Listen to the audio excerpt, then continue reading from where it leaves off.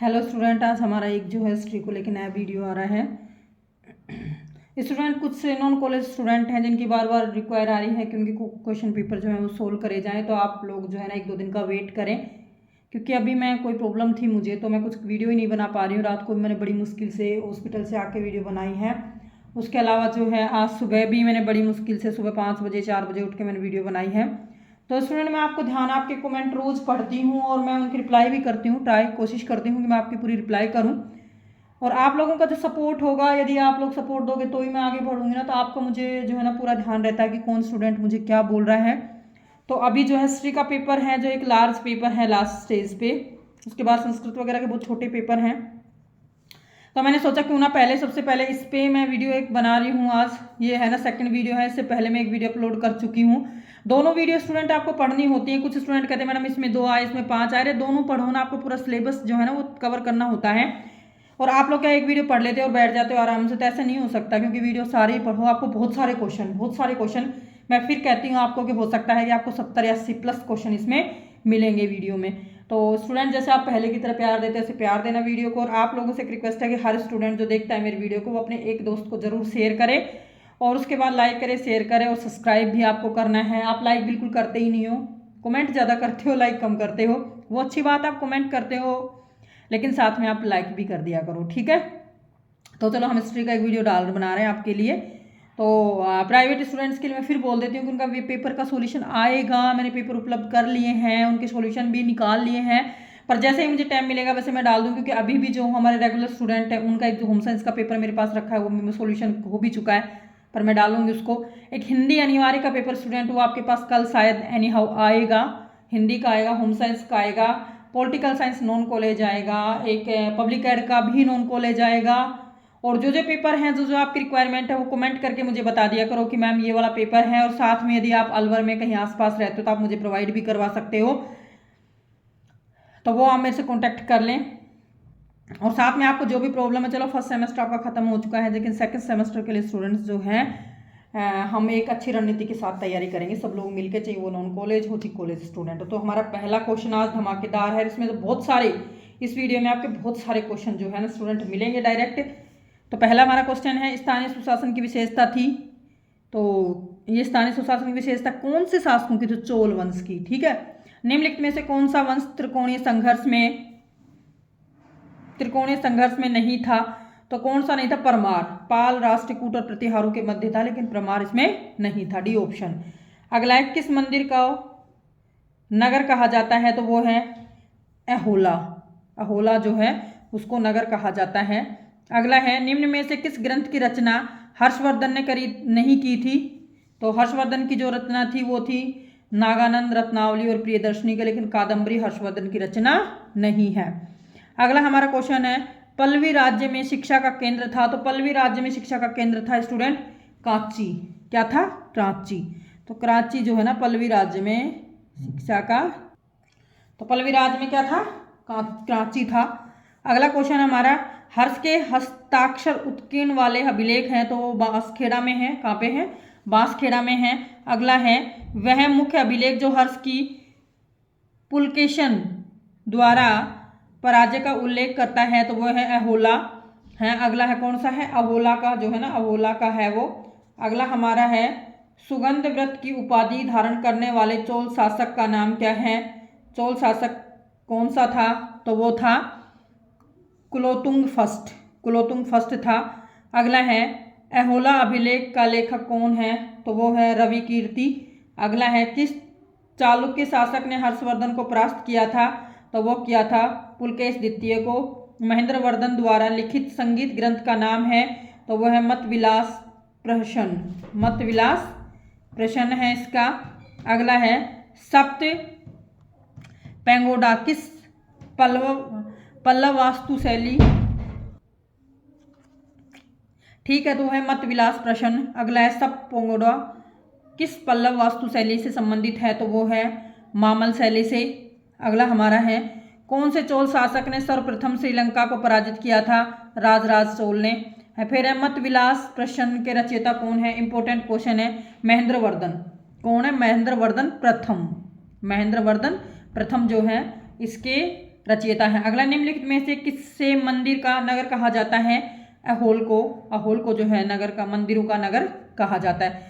चोल कला का, अहोल बेटा इंपॉर्टेंट है, ये अभिलेख भी है, ये मंदिरों का नगर भी कहा जाता है, तो आप ध्यान रखना इसको, ठीक है।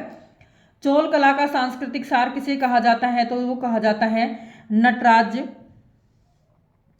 नटराज का क्या है? नटराज की कांस्य प्रतिमा को, किसको कहा जाता है? नटराज की कांस्य प्रतिमा को, नटराज की कांस्य प्रतिमा को जो है वो सांस्कृतिक सार कहा जाता है चोल कला का। निम्नलिखित में से किस ग्रंथ की रचना हर्ष ने नहीं की थी? तो किसकी नहीं की थी? कादम्बरी की। अगला है, हर्ष के राज्यकला काल में किसने भारत भ्रमण किया था? तो हिंगसान, हर्षवर्धन का संबंध किससे? हिंगसान से। त्रिकोण संघर्ष किसके आधिपत्य को लेकर प्रारंभ हुआ? कन्नौज के आधिपत्य को लेकर। किसने प्रयाग में महामोक्ष परिषद का आयोजन किया? हर्ष ने। स्थानीय शासन किसकी विशेषता थी? चोल की, जो अभी आ चुका, पहले मैं कर चुकी हूँ। हर्षवर्धन की राजधानी कहाँ थी? तो कन्नौज में थी। निम्न में से कौन सा वंश त्रिकोणीय संघर्ष में नहीं था? तो अभी मैंने बोला पाल था, प्रतिहार था, और कौन था? परमार नहीं था। वर्धन वंश का संस्थापक था राजवर्धन। त्रिकोणीय युद्ध में किस दक्षिणी भारतीय राजवंश ने भाग लिया था? तो वो था त्रिगुणियात। तीनों ने लिया था, त्रिगुणियात ने। फूको की के लेखक कौन है? बहुत इंपॉर्टेंट है, फूको जो पुस्तक है वो बहुत इंपॉर्टेंट है। तो फूको जो है ना वो है, तो स्टूडेंट फूको की जो पुस्तक है उसका नाम क्या नाम है? फायान की पुस्तक है फूको। अगला है, बांसखेड़ा और मधुबन लेखों के आधार पर वर्धन वंश का क्रम कौन सा है? इंपॉर्टेंट है, पूछ सकते हैं आपसे।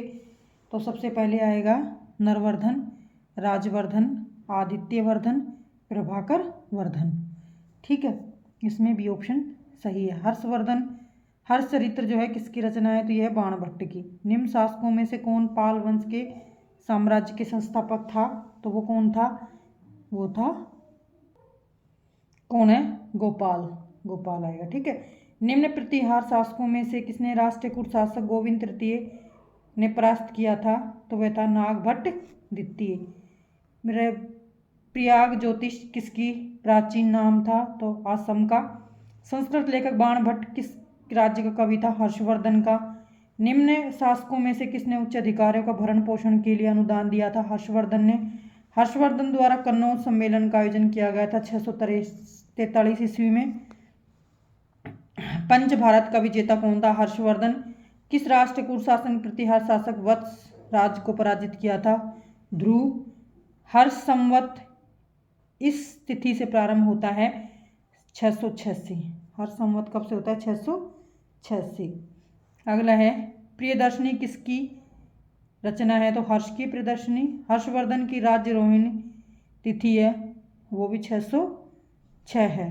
कब है? 606। सम्राट हर्ष द्वारा किस ग्रंथ की रचना नहीं की गई? तो हर्ष चरित्र की। अगला है, कादंबरी नामक ग्रंथ के रचयिता कौन है? तो वो है बाणभट्ट। बाणभट्ट द्वितीय किस वंश के शासक थे? तो प्रतिहार वंश के। त्रिकोणीय संघर्ष में कौन सा वंश विजयी रहा? प्रतिहार। राजपूत काल में शक्ति संघर्ष में कौन सम्मिलित नहीं थे? चौहान।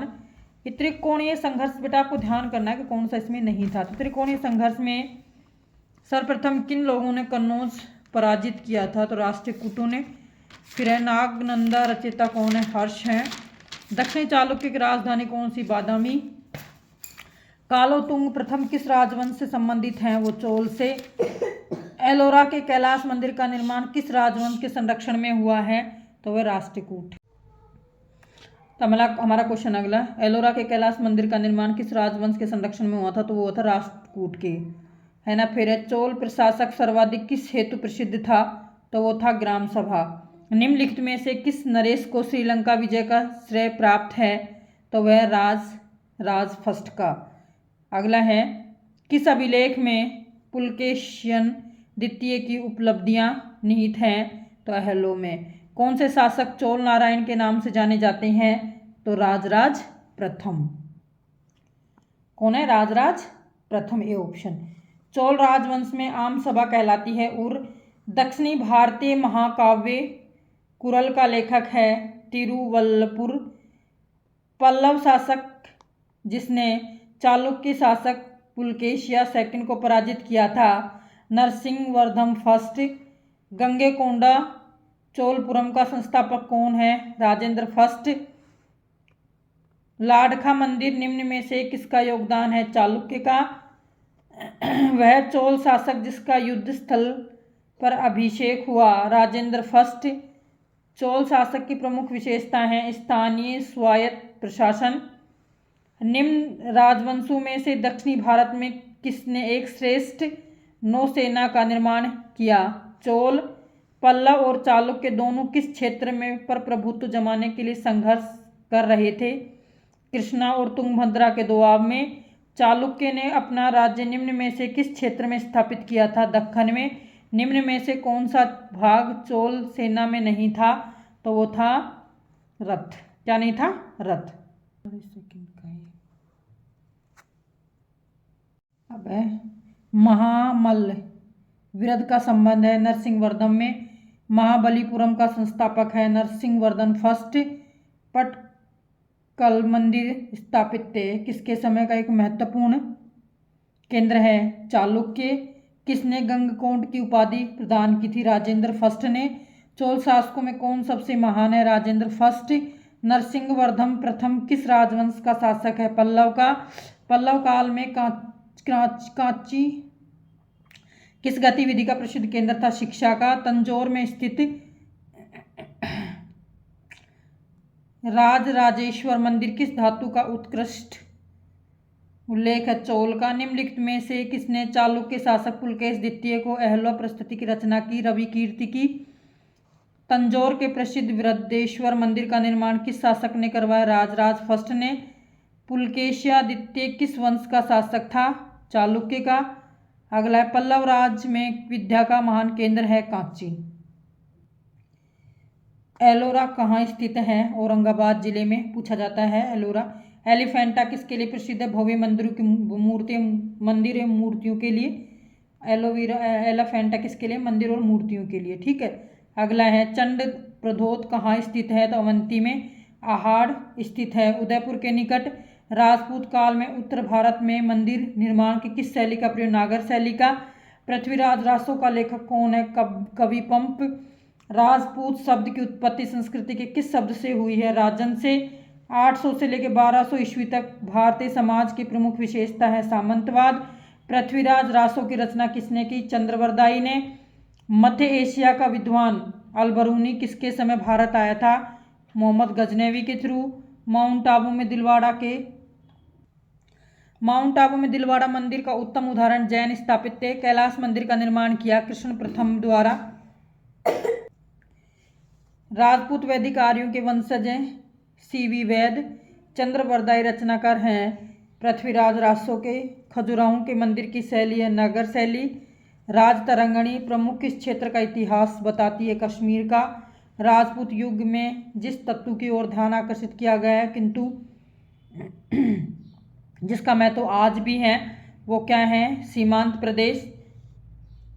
चंद्रवरदाई किस समकालीन थे? तो वो थे पृथ्वीराज चौहान। तराई का द्वितीय युद्ध कौन सी तिथि थी? 1192 में। दिलवाड़ा का मंदिर कहाँ स्थित? माउंट आबू में। चंद्रवरदाई के मत में राजपूतों की उत्पत्ति अग्निकुंड से। तराई का द्वितीय युद्ध मोहम्मद गौरी और पृथ्वीराज चौहान के बीच हुआ था 1191 में। मोहम्मद गजनवी ने कन्नौज को कब विजेत किया? 1018 में। राजपूतों की पराजय का प्रमुख कारण था राजपूतों के दोषपूर्ण सैन्य संगठन। यानी राजपूतों के दोषपूर्ण सैनिक संगठन। राजपूतकालीन समाज की मुख्य बुराई थी सती प्रथा। राजपूतकालीन समाज में एक सर्वथा नवीन जाति का उदय हुआ था कायस्थ का। राष्ट्रकूट वंश के प्रथम कृष्ण प्रथम ने जिस प्रसिद्ध मंदिर का निर्माण किया वह था एलोवेरा का कैलाश मंदिर। राजतरंगिणी ऐतिहासिक ग्रंथ का लेखक है कल्हण। 7वीं शताब्दी के मध्य में 12वीं शताब्दी के समाप्ति तक के समय को क्या कहा? राजपूत युग। प्रतिहारी वंश का संस्थापक जिस शासक को माना जाता है वह है नागभट्ट। राजशेखर नामक प्रसिद्ध कवि जिस शासक के दरबार में रहता था वो था महेंद्रपाल प्रथम। युद्ध के अवसर पर वीर रस के गीतों द्वारा राजपूत सैनिकों को प्रोत्साहन दिया गया वो है चारण। सती प्रथा का सर्वाधिक प्रचलन किस जाति में था? वो राजपूत समाज में। राजपूत काल में स्त्रियों को अपने सतीत्व की रक्षा के लिए अग्नि में जो जलकर अपने प्राणों की आहुति दी जाती थी, इस प्रथा को क्या कहा जाता था? तो वो है जोर प्रथा। शिशुपाल वध नामक प्रसिद्ध महाकाव्य के रचनाकार है तो गुजरात निवासी माघ। अजंता की गुफाएं किस प्रांत में स्थित? तो महाराष्ट्र में। ये वेरी इंपॉर्टेंट क्वेश्चन है। अजंता की गुफाएं तो कहाँ है स्टूडेंट? ये है महाराष्ट्र में। सुदूर दक्षिण भारतीय जनजीवन का निर्माण किया था तो ये किया था संगम साहित्य में। निम्नलिखित में से किसका वर्णन संगम साहित्य में मिलता है? तो ये मिलता है पल्लव में। ठीक है, पल्लव में मिलता है संगम साहित्य का विवेचन। संगम साहित्य से तात्पर्य तमिल कवियों द्वारा रचित साहित्य। ठीक है, आपको ध्यान रखना है, संगम साहित्य तमिल कवियों द्वारा। प्रथम संगम का स्थापना कहाँ हुई थी? तो मदुरई में। संगम काल में कौन सी प्रथा प्रचलित थी? तो वहाँ प्रथा प्रचलित थी, क्या थी? सती प्रथा। क्या प्रथा थी? सती प्रथा जो है ना वो प्रचलित थी संगम काल में, सती प्रथा। संगम काल में राज्य की आय का प्रमुख स्रोत क्या था? भूमि कर। तमिल समाज का प्रमुख देवता था विष्णु। तमिल राज्यों का विदेशी व्यापार होता था श्रीलंका। द्वितीय संगम की स्थापना किसकी अध्यक्षता में हुई थी? ऋषि वशिष्ठ की में। कुरुल के रचयिता हैं हृदयेश। तमिल समाज में सर्वाधिक सम्मान किस वर्ग को होता है? ब्राह्मण वर्ग को। गुप्त काल में भूमि कर को कहा जाता है भोग। गुप्त काल में धार्मिक कर कहलाता है बलि। गुप्त राजाओं का गोत्र है धारण। राजा रानी प्रकार के सिक्के चलाए गए थे। राजा रानी प्रकार के जो सिक्के चलाए गए थे वो चलाए गए थे चंद्रगुप्त प्रथम द्वारा। गुप्त वंश के संस्थापक हैं श्रीगुप्त। पुस्तकालय में किस चीनी यात्री ने भारत यात्रा की थी? गुप्त काल में, सॉरी पुस्तकालय नाम। गुप्त काल में किस चीनी यात्री ने भारत में यात्रा की थी? फाहियान ने। सर्वप्रथम महाराजाधिराज की उपाधि की धारण करने वाले शासक था चंद्रगुप्त प्रथम। पंचतंत्र के रचयिता हैं विष्णु शर्मा। इंपॉर्टेंट है पंचतंत्र, विष्णु शर्मा। फाहियान किसके शासनकाल में आया था? चंद्रगुप्त द्वितीय। शांत हर्षवर्धन के, फाहियान चंद्रगुप्त द्वितीय के समय। समुद्रगुप्त ने दक्षिणी पथ नरेशु के साथ नीति अपनाई थी राजग्रहण मोक्ष अनुग्रह की। फाहियान का भारत यात्रा का प्रमुख उद्देश्य था बौद्ध साहित्य ले जाना। कन्योपादान की नीति किस गुप्त सम्राट द्वारा अपनाई? समुद्रगुप्त द्वारा। कालिदास सर्वकाल के महानतम कवि हैं जिन्होंने किसके दरबार में थे? तो वो किसके दरबार में थे कालिदास? कालिदास दरबार में थे चंद्रगुप्त के में। किसके में थे स्टूडेंट? चंद्रगुप्त के में। चंद्रगुप्त के में थे कालिदास। अगला है अजंता चित्रकला का संबंध है तो अजंता चित्रकला का संबंध बौद्ध धर्म से। अगला है किस शासक को कविराज की उपाधि दी गई है? समुद्रगुप्त को। निम्नलिखित में से किस क्षेत्र में प्राचीन बंदरगाह ताम्रलिखित स्थित हैं? पश्चिमी बंगाल में। पशुपति संप्रदाय का संस्थापक कौन है? लवलीश। हिरण क्या है? नगद कर। गुप्त राजा किस गोत्र के थे? तो धारण गोत्र के। मंदसौर लेख का लेखक कौन है? तो वत्स भट्ट। राजस्थान में गुप्तकालीन स्वर्ण मुद्राएं प्राप्त हुई हैं, वो हुई है बयाना में। स्वर्णकालीन गुप्त मुद्राएं कहाँ हुई हैं? वो हुई है स्टूडेंट बयाना में। सम्राट जिसने हूण को पराजित किया था? स्कंदगुप्त। नालंदा विश्वविद्यालय के संस्थापक है कुमारगुप्त। गुप्त साम्राज्य के धन के लेन देन के संस्थापक कौन थे? श्रेणियां। गुप्त संवत प्रारंभ हुआ था 319 में। पंचतंत्र के रचयिता विष्णु शर्मा। भारत का नेपोलियन की उपाधि निम्नलिखित में से किसको? समुद्रगुप्त को। प्रयाग प्रस्तुति के रचयिता कौन है? तो वो है हरिसेन। प्रयाग प्रस्तुति के रचयिता कौन है? हरिसेन। चंद्रगुप्त द्वितीय की प्रमुख विजय है गुजरात और कहाँ पे है? वो है गुजरात और काठियावाड़। गुजरात और काठियावाड़। अगला है सामंत पाशादिका लेखक है बुद्धघोष। निम्न में से कौन सा शासक सुदर्शन झील से संबंधित नहीं है? समुद्रगुप्त। कन्योपादान की नीति समुद्रगुप्त द्वारा निम्न में से किसके प्रति अपनाई थी? तो विदेशी राज्य के प्रति। प्रसिद्ध आयुर्वेद ग्रंथ अष्टांग हृदय का लेखक है वाग्भट। निम्नलिखित गुप्त राजाओं में से किसके सर्वप्रथम चांदी के सिक्के थे? तो चंद्रगुप्त द्वितीय के। फाहियान ने किस शासक के शासनकाल में भारत में भ्रमण किया था? चंद्रगुप्त विक्रमादित्य के में। हिंदू देवी देवताओं का समर्पित सबसे पूर्व मंदिर किस काल में काल का है तो गुप्त काल का। स्कंदगुप्त के राज्यकाल में भारत पर आक्रमण करने वाले विदेशी कौन थे? हूण। कौन थे स्टूडेंट? हूण थे। अगला है, गुप्त राजाओं ने किस मत को संरक्षण दिया? वैष्णव मत को। भारत पर हूणों के सर्वप्रथम आक्रमण का उल्लेख है, तो भारत पर हूणों का कहाँ पे है? भिटारी स्तंभलेख में।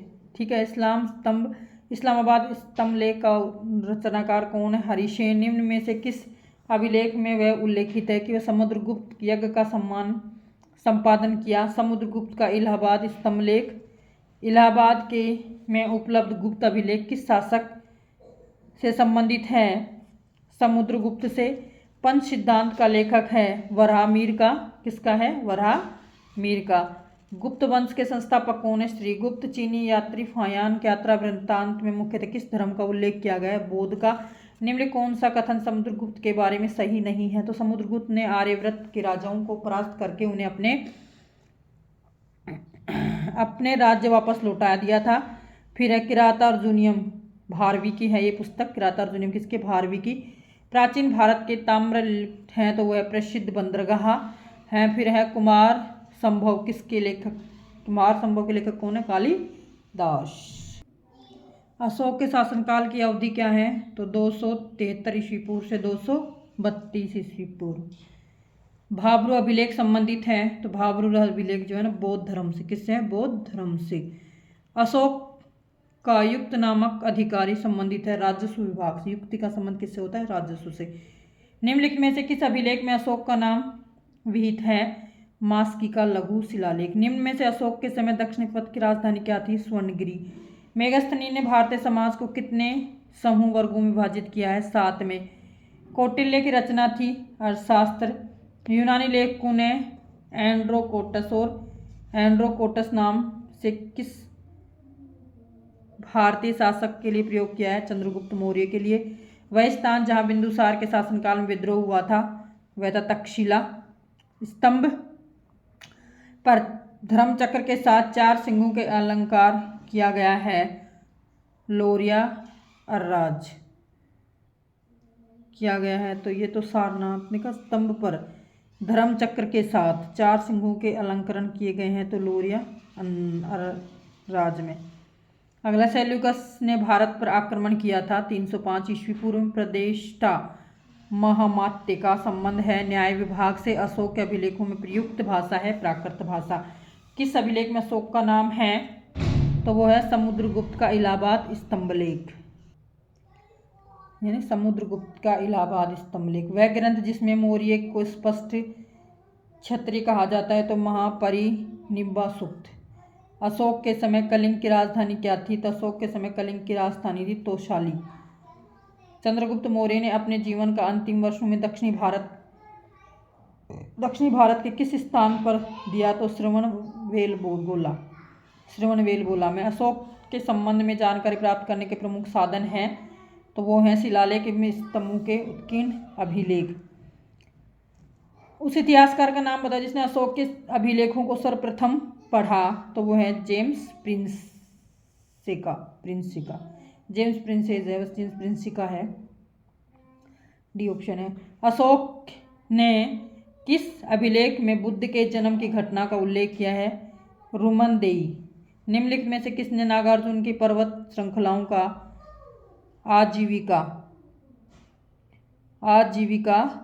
को गुहाएं प्रदान किए? दशरथ। चंद्रगुप्त मौर्य के समय निम्नलिखित में से कौन से राष्ट्रों का प्रांतीय शासक था? पुष्पगुप्त।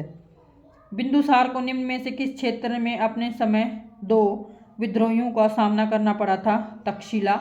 धर्म महामात्र का कार्य है बौद्ध धर्म प्रचार। अशोक के अधिकांश लेख प्राकृतिक भाषा में क्योंकि वह राज्य की भाषा है। निम्न में से अवंती का मगध साम्राज्य में विलय किसके समय हुआ था? शिशुनाग के समय। निम्न में से किस शासक ने वैशाली को जीता था? तो वह शासक कौन सा था? तो वो शासक था स्टूडेंट, वैशाली को जीता था तो अजातशत्रु। किस शासक ने वैशाली की परित्याग करके पाटलिपुत्र को मगध की राजधानी बनाई थी? तो कालाशोक ने। निम्न में से कौन सा राजा अपनी राजधानी पाटलिपुत्र से वैशाली लेकर आया था? तो पाटलिपुत्र से वैशाली लेकर आने वाला शिशुनाग। मगध की प्रारंभिक राजधानी थी राजगृह। निम्नलिखित में से किस मौर्य राजा ने दक्षिणी दक्कन की विजय प्राप्त करी थी? चंद्रगुप्त ने। निम्नलिखित में से कौन सा स्रोत हमें यह बताता है कि भारतीय समाज 7 जातियों में बटा हुआ है? 7 जातियों में बटा हुआ है, तो वह है इंडिका। अशोक के स्तंभों का निर्माण में कौन से पत्थर का प्रयोग किया गया? बलुआ पत्थर का। कौटिल्य का अर्थशास्त्र है मौर्य काल का इतिहास। सोहगोरा का व महास्थानों का अभिलेख है कलिंग युद्ध में।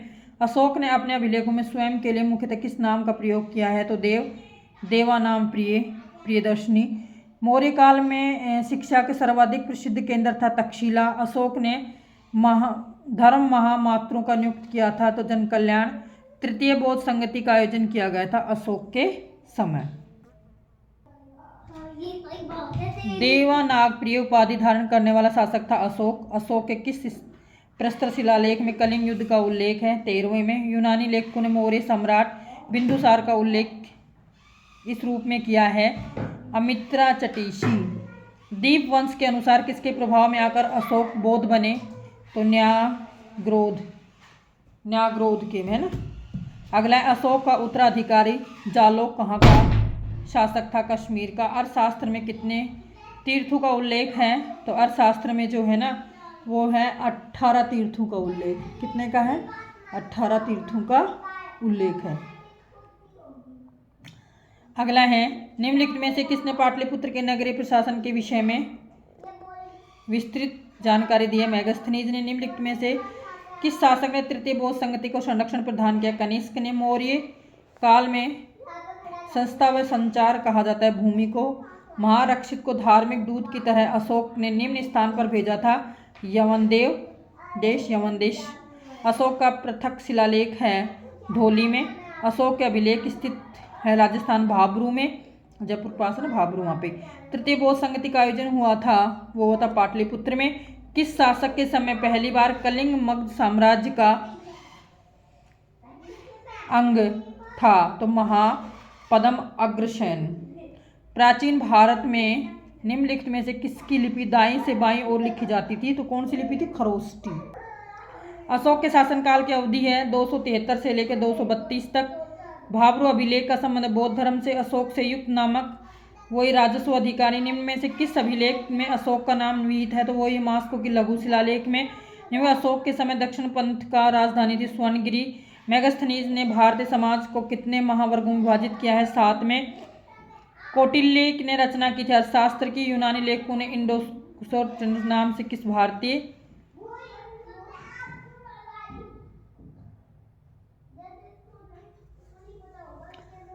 गुप्त की जो है ना वो था एंडोएस्ट की प्रयोग किया था चंद्रगुप्त मौर्य।